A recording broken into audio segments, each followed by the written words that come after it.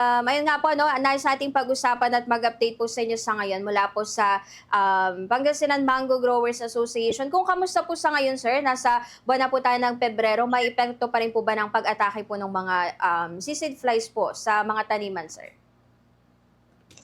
Ngayon ma'am, medyo naglaylo ngayong February. Compare last month, January, grabe at saka December. Kaya nag-i-induce na naman kami ulit ngayon na para magka-recover kami sa losses namin nung nakaraan typhoon at saka itong seaweed fly. So nag-i-spray pa kami ma'am, nag-repeat spraying kami ngayon dito sa San Carlos, Malasiki, Central Pangasinan ma'am. Okay po. So, eto po ba sir, yung 80% na apektado po nung nakaraang buwan, yun yung binanggit po ninyo nung January ano, nung last na Yes nakapanayan po ma'am. natin kayo.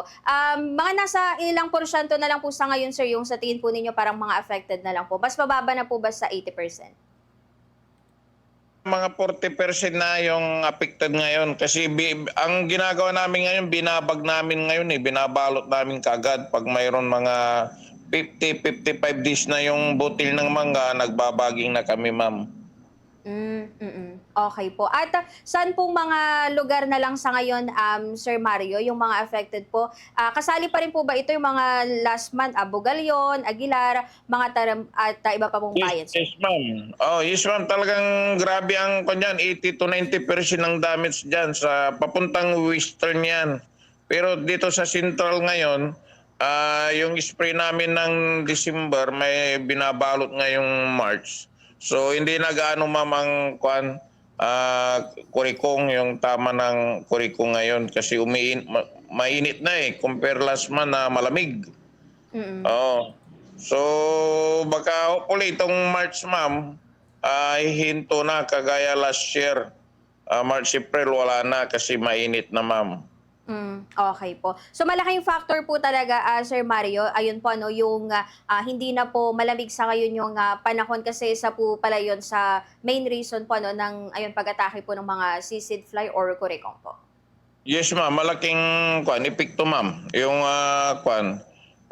yung malamig ang panahon kaya medyo dumami ang sisid fly. Ngayon, ma'am, umiinit na especially pag tanghali, mainit ng panahon ngayon, ma'am eh. Okey po.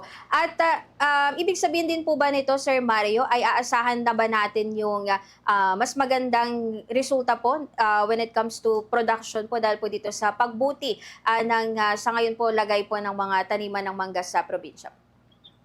Pero yung in terms of production, ma'am, compare last year, ma'am, talagang mababa ngayon ang yung harvest, yung production natin ngayon kasi Mm. malaking epekto yung December, January na tinamaan tayo ng seaweed fly at saka yung November typhoon, ma'am. Talagang ito ito, ma'am First time in history, ang price ngayon, ma'am, is 80-85 per kilo ngayon ang farm gate price dito sa Pangasinan ngayon. Mm. So, dati-rati, pag ganitong February na, mga 40 to 50 pesos per kilo Ngayon, times 2 ang price ngayon ng mangga ngayon, especially sa mga mall, more than 100 per kilo. Pati mga hinog, ma'am, grabe ngayon. So, parang hindi ma-afford ng mga natin, kababayan natin yung presyo ng mangga ngayon kasi konti ang supply, ma'am.